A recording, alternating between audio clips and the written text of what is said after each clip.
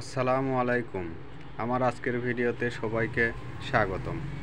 কাছে এবং দূরে, দেশ ও দেশের বাইরে যে যেখান থেকে আমার এই ভিডিওটা দেখছেন সবাইকে জানাই অনেক অনেক শুভেচ্ছা। কেমন আছেন সবাই? আশা করি আল্লাহর রহমতে সকলেই অনেক ভালো আছেন। আর আল্লাহর রহমতে প্রতিদিনের মতো আমিও অনেক ভালো আছি। আজকে আমি আপনাদেরকে দেখাবো এই প্রাইড কাপড় কিভাবে কাটা যায় জামা এবং ওড়নার জন্যে, আর কতটুকু কাপড় লাগে জামা এবং ওড়নার জন্যে। তো এখানে কিন্তু আমি একটা প্রাইড থান কাপড় কেটে নিয়েছি। আর এটা হলো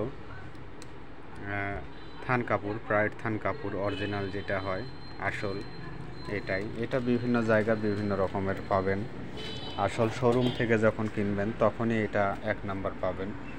তো আমি এখানে মেপে নিয়েছি। তো আমি আপনাদেরকে এখন আস্তে আস্তে দেখাবো যে কতটুকু কাপড়ের দরকার হয়।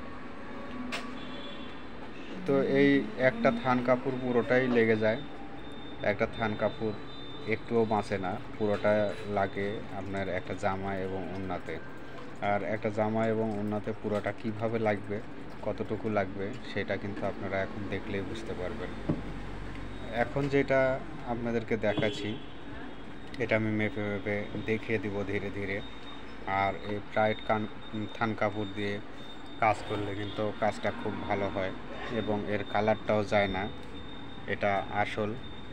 আর নকলটার কথা বলতে পারবো না, নকলটা আসলে আমরা কিনিও না কোথাও থেকে, আর পাইও না। তো আমরা যেহেতু নকল কিনি না, তো আসলটার কথাই আমরা সবসময় বলতে পারি। আর আমরা সবসময় ভালো মানের ফেব্রিক্সটাই কেনার চেষ্টা করি, সবসময় ভালো মানেরটাই। আর কাস্টমারের চাহিদা যেটা, সেটাই কাস্টমার চায়, সেটাই আমরা দিই। এটা কিন্তু ওড়নার কাপড়টা এখানে কিন্তু আমি 92 ইঞ্চি লং নিয়েছি এই ওড়নাতে, কাঠালি কালার এই কাপড়টা। তো এখানে আমি 92 ইঞ্চি লং রেখে দিলাম। আর জামার জন্য কিন্তু 100 ইঞ্চি নিয়েছি, সেগুলোও কিন্তু আমি আস্তে আস্তে দেখাবো। তো একটা প্রাইড থান কাপড়ে কতটুকু থাকে, ওখানে আছে 92 ইঞ্চি, জামাতে আছে 100 ইঞ্চি, 192 ইঞ্চি, আর এখানে আছে 24 ইঞ্চি। এই সব মিলিয়ে একটা জামা এবং একটি ওড়না, একটা সেট তৈরি হবে। তো আমি এখানে যেহেতু মাল্টি কালার করব না, এক কালারই করব, এটা যেহেতু এক কালারেরই অর্ডার, সেহেতু আমি এটা এক কালারই করব। সেজন্য আমি দেখাচ্ছি এখানে কিন্তু হাতার 24 ইঞ্চি লং, হাতার এই অংশটা 24 ইঞ্চি। তো এখানে কিন্তু দুইটা হাত আছে, তো আমি দুইটা হাতকে এখন আলাদা আলাদা করে ফেলবো। দুইটা হাত আমি একসাথে নিয়েছি, এখানে কেটে নিয়েছি। দুইটা হাত 24 ইঞ্চি আমি নিয়েছি, 24 ইঞ্চি কেটে নিয়েছি। এটা যেহেতু 45 ইঞ্চি, তো 22 দুগুণ 44 ইঞ্চি, 22.5 ইঞ্চি চড়া হবে আর 24 ইঞ্চি লং হবে। এখানে আমি মাঝখানে ভাঁজ দিয়ে নিলাম। আর প্রাইড কাপড় এভাবে আপনারা ছিঁড়ে ফেলবেন, লং অংশটুকু কিন্তু এভাবে ছিঁড়তে পারবেন টেনে।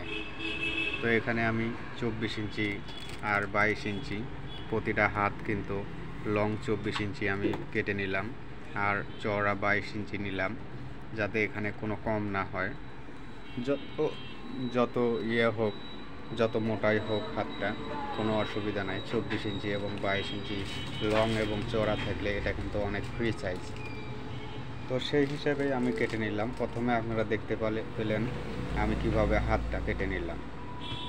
এভাবে যদি আপনারা কাপড় কাটেন তাহলে ইনশাল্লাহ কাপড় একটু নষ্টও হবে না, আর আপনার মাপটাও সঠিক হবে।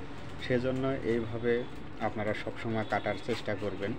যদি এভাবে না কাটেন তাহলে কিন্তু আপনার কাপড়টা নষ্ট হবে। সেজন্য আপনারা সবসময় চেষ্টা করবেন যেভাবে সুবিধা হবে, যেভাবে আপনি মনে করবেন যে এভাবে কাটলে সুবিধা, কাটার পরে নষ্ট হয়ে যাবে না হলে, সেজন্য কাপড়টা নষ্ট না করে আপনারা প্রথমে দেখে নেবেন, তারপরে ভাববেন যে কিভাবে কেটেছে, কিভাবে মাপ দিয়েছে, তারপরেই আপনারা এটা কাটা শুরু করবেন। এরকম যদি আপনারা দেখে দেখে কাটেন, আপনারা নিজেরা বাড়িতে বসে বসে কাটতে পারবেন, কোনো হবে না। হাতার অংশ যখন আমার কাটা শেষ হয়ে গেছে, এখন কিন্তু আমি এটা নিয়েছি অংশ ওড়নার, তো ওড়না থেকে কিন্তু এই সাইডে 44 ইঞ্চি চওড়া ছিল, 44 ইঞ্চি থেকে আমি 2 ইঞ্চি কেটে নিলাম। চওড়া আমাকে 40 ইঞ্চি টিকাইতে হবে। তো 44 ইঞ্চি যেহেতু আছে সেহেতু আমি এখান থেকে 2 ইঞ্চি কাপড় কেটে নিলাম। আমার কাজ করার পরে এটাতে ওই 2 ইঞ্চি 2 সাইড দিয়ে যখন আমি করব, সেলাই করে দেব, তখন কিন্তু এই 2 ইঞ্চি কমে যাবে। 2 ইঞ্চি কমে যাবে এই জন্য বলছি যে আমি 4 সাইডে মুড়িয়ে সেলাই দেব, তখন কিন্তু এই 2 ইঞ্চি আমি বাড়তি রেখেছি, এই 2 ইঞ্চি খেয়ে যাবে। তো আপনারা চাইলে 2 ইঞ্চি নাও রাখতে পারেন, আপনাদের ইচ্ছা মতো আপনারা নিয়ে নেবেন। এখানে কিন্তু 90 ইঞ্চির উপরে আমি 2 ইঞ্চি রেখেছি, 92 ইঞ্চি লং। 92 ইঞ্চি লং যেহেতু আমি রেখেছি সেহেতু এখানে কমার কোনো চান্স নেই। বরাবর 2.5 গজের ওড়না হবে। আর চওড়া আমি রেখেছি 42 ইঞ্চি, সেখানে আমার যদি 40 ইঞ্চি টিকে, 40 ইঞ্চির উপরে টিকবে, কিন্তু আমি 40 ইঞ্চি ধরে রেখেছি। আপনারা সবসময় একটু বাড়তি নিয়ে নেবেন, আবার বেশি বাড়তি নেবেন না, যে এটুকুন বেশি বাড়তি যদি নিয়ে নেন তাহলে কিন্তু আপনারা মিলাইতে পারবেন না। আর এটা আমি ওড়নার অংশটাও চলে গেল, ওড়নাও শেষ হয়ে গেছে আমার কাটা। ওড়না প্রথমে আপনারা লম্বা অংশটুকুন কেটে নেবেন, তারপরে এটা চওড়া আপনি মাপ দিয়ে নেবেন জামার অংশটা। জামা কিন্তু আমার 70 ইঞ্চি যদি আমি রাখি চওড়া বডিতে যদি আমি 70 ইঞ্চি রাখি তাহলেই কিন্তু আমার যথেষ্ট পরিমাণে হয়ে যায়, কারণ একটা মানুষের 70 ইঞ্চি চওড়া জামা দরকার হয় না। ভয়েল কাপড়ে আমরা সব সময় দেখেছি 34 ইঞ্চি থাকে, তো সেজন্য আমি এখানে 35 নিলাম। 35 দুগুণা 70 ইঞ্চি, সবসময় 60 প্লাস থাকলেই যথেষ্ট হয়। তো আমি এখানে 35 ইঞ্চি নেওয়ার পরে লম্বা সাইড থেকে আমি এভাবে ছিঁড়ে নিয়ে নিলাম। আর সবসময় বলি যে প্রাইড কাপড় কিন্তু আপনারা লম্বাভাবে টেনে ছিঁড়ে ফেলতে পারবেন, কিন্তু চওড়াভাবে আপনারা ছিঁড়তে পারবেন না। অন্য কাপড় আবার এভাবে ছিঁড়তে গেলে কিন্তু কাপড় নষ্ট হয়ে যাবে, আপনারা সাবধানে করবেন।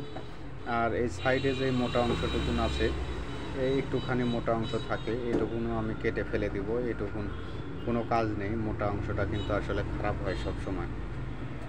তো জামাতে যদি রাখা যায় তখন খারাপ দেখায়, সেই জন্য আমি মোটা অংশটাও কেটে নিলাম।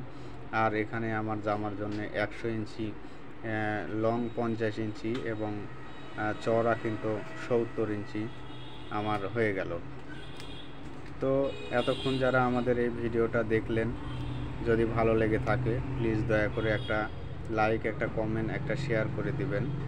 আর যারা আমাদের এই ভিডিওটা একেবারেই নতুন দেখছেন তারা অবশ্যই আমাদের চ্যানেলটাকে একটা সাবস্ক্রাইব করে দিয়ে আমাদের পাশে থাকবেন। অলরেডি যারা এইসব কাজগুলো করে রেখেছেন তাদেরকে জানাই অসংখ্য ধন্যবাদ। তো আমি এখানে কাজগুলো কমপ্লিট করে নিলাম। এখানে আমার কিন্তু একটা ড্রেস রেডি হয়ে গেল। কাটার জন্য কিন্তু বেশি টাইম লাগে না। আপনারা যদি জানেন, আপনারা দেখে শুনে বুঝতে পারেন, তাহলে এই প্রাইড কাপড়ের জামা এবং ওড়না কাটতে আপনাদের খুবই তাড়াতাড়ি হয়ে যাবে। আর যদি না জেনে থাকেন তখন কিন্তু সেক্ষেত্রে নষ্ট হয়ে যাবে। তাই সব সময় আমি বলি, আগে কোনো জিনিস করার আগে ভালো করে দেখে নেবেন, দেখে শুনে বুঝে তারপরে কাজ করবেন। দেখে শুনে বুঝে কাজ করলে কাজের কোনো ক্ষতি হয় না। আর যদি আপনারা দেখে শুনে বুঝে না বুঝেই কাজ করা শুরু করে দেন, কাটা শুরু করে দেন, তাহলে কিন্তু কাপড়গুলো নষ্ট হয়ে যাবে। আর কাপড় নষ্ট হয়ে গেলে কিন্তু এই কাপড় আর মিলাইতে পারবেন না। আশা করি আমাদের ভিডিওটা দেখলে বুঝতে পারবেন যে কিভাবে কাজ করতে হবে। আর যারা নতুন নিজের বাড়িতে কাজ করার জন্য করতে চান, কাপড় কাটতে চান, তারাও পারবেন। আর যারা যদি ব্যবসা করতে চান কেউ, তাহলেও কিন্তু আমাদের চ্যানেলে যে ভিডিওগুলো দেওয়া থাকে সেই সব ভিডিওগুলো যদি দেখেন তাহলে বুঝতে পারবেন যে কতটুকু কাপড়ের দরকার হয়। তো আশা করি বুঝতে পেরেছেন যে কতটুকু কাপড় প্রয়োজন হয় একটা জামা এবং একটা ওড়নার জন্যে। আমি কিন্তু মেপে পুরো সব কিছুই দেখিয়ে দিয়েছি। এখানে যেহেতু একটা প্রায় থান কাপড় বা একটা শাড়ির কোনো অংশটুকু কিছুই বাঁচেনি, তবে একটু বেঁচে গেছে, সেটা কিন্তু আমি ভিডিওর লাস্টে আপনাদেরকে দেখিয়ে দেব। যেটুকুন বেঁচে গেছে এইটুকুন যদি আমি কোনো করতাম, কাটওয়ার্কের কাজ করতাম বা পাইপিংয়ের কাজ করতাম, তাহলে কিন্তু ওইটুকুন যেটুকুন বেঁচে গেছে ওইটুকুনও বাঁচবে না। আমার কাজের শেষে অবশ্যই পাইপিং তো দেওয়ার দরকার হবে, ওড়নাতে হয়তো বা দরকার হবে, তো সেটুকুন পরে আমি আপনাদেরকে জানাবো। এই যে এইটুকুন কাপড় আপনারা দেখতে পাচ্ছেন, যেটুকুন কাপড় আমার বেঁচে গেছে, আপনাদেরও এইটুকুন কাপড়টুকুন বেঁচে যাবে। তবে এটা খুব ভালো করে সংরক্ষণ করে রাখবেন, পরবর্তীতে আপনাদের কাজে লাগবে। যখন আপনি অনেকগুলো কাজ করবেন তখন আপনার এই কাপড়গুলো কিন্তু দরকার হবে, কারণ কোনোটাতে আপনি ডবল সাইড কাটওয়ার্ক করতে পারবেন, কোনোটাতে সিঙ্গেল সাইড কাটওয়ার্ক করতে পারবেন। আর যখন কাটওয়ার্কের কাজগুলো করতে শুরু করে দিবেন তখন কিন্তু আপনার যেই শাড়ি থেকে একটা জামা একটা ওড়না বাহির করবেন, সেই জামা ওড়না থেকে কিন্তু ওই কাটওয়ার্কের কাজ করতে পারবেন না। তো সেজন্যই বলছি যে এটুকুন কাপড় আপনারা ভালো করে রেখে দিবেন, যেখানেই রাখেন না কেন এই কাপড়গুলো কিন্তু অবশ্যই দরকার হবে। আর যখন আপনারা বেশি কাজ করবেন, এরকম বেশি টুকরা বের হবে, তখন কিন্তু আপনারা করতে পারবেন তখন এগুলো ছাঁট দিয়ে একটা ওড়না তৈরি করতে পারবেন, তখন অল্প খরচেই এই কাজগুলো হয়ে যাবে। তো আজকের ভিডিওটা ভালো লেগে থাকলে অবশ্যই আমাদের চ্যানেলটাকে একটা সাবস্ক্রাইব করে দিয়ে আমাদের পাশে থাকবেন। আশা করছি আগামীতে আরও ভালো কিছু দেখানোর চেষ্টা করব। আর আমাদের চ্যানেলের সাথে থাকলে অবশ্যই আপনারা সব কিছু দেখেই শিখতে পারবেন। তো আশা করি আপনারা সবসময় আমাদের সাথে থাকবেন। আজকে এ পর্যন্তই। আল্লাহ হাফেজ।